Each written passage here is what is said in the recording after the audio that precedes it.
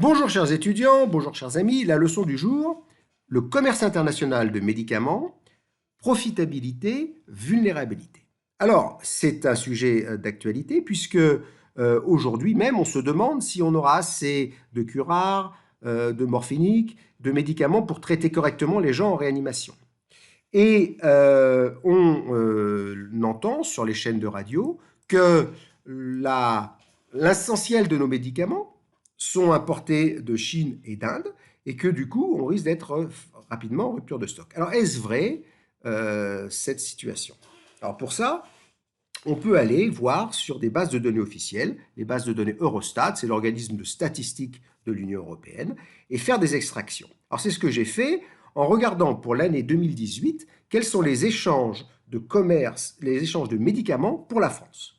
Donc cette extraction ici vous donne les résultats suivants. Alors, je vous laisse regarder parce que c'est assez intéressant. Donc j'ai pris la Chine, j'ai pris les États-Unis, l'Inde, et puis vers l'Europe à l'intérieur et en dehors de l'Europe.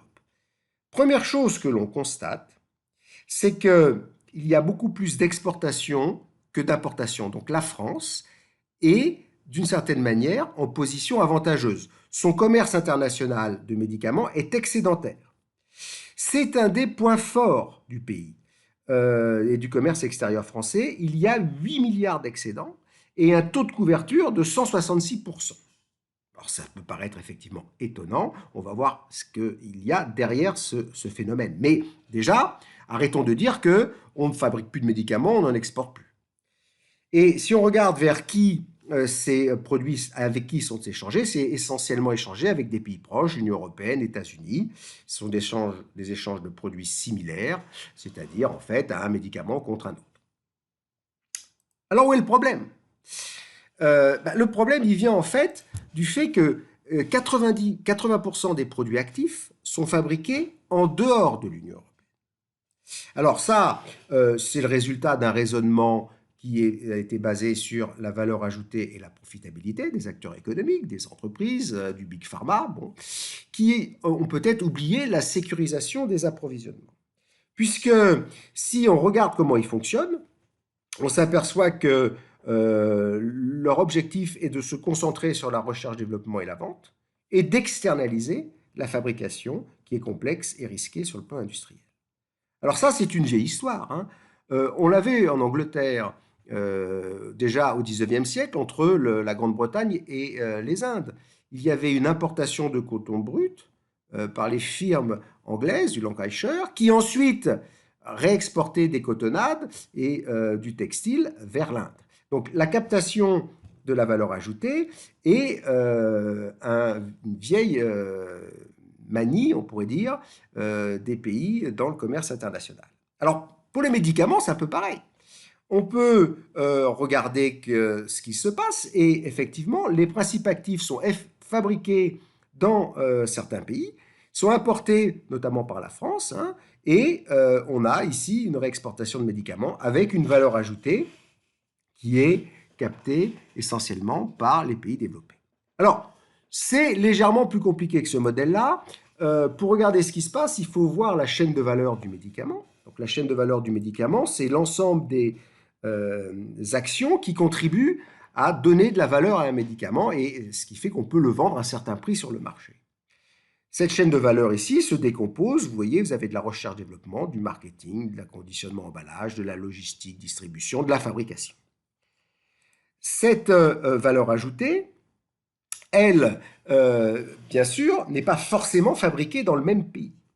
Ce qui s'est passé depuis quelques années, c'est qu'on a eu une délocalisation de la fabrication qui suppose des usines, qui suppose de s'appuyer sur des bas salaires, mais qui s'est fait sans entamer trop la valeur ajoutée, qui est restée essentiellement liée aux activités de recherche, de marketing, de conditions et d'emballage.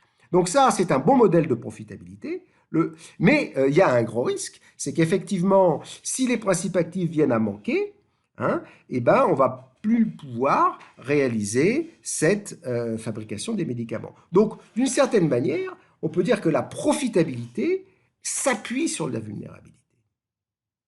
Donc, face à ça, le grand discours actuellement de nos dirigeants, c'est de dire, eh ben, on va tout relocaliser en France, on va remaîtriser entièrement la filière. Alors, ça ne va pas se faire comme ça, parce que d'abord, on aura des coûts plus élevés, et également, on aura des risques industriels. Alors, ces risques industriels, eh ben, il va falloir accueillir de nouveaux arrivants. Donc, bienvenue chez nous. Alors, qui c'est qui risque de revenir chez nous? Je caricature un petit peu, mais Bhopal, hein, industrie chimique, ou alors Seveso, ou voire même Lubrizol.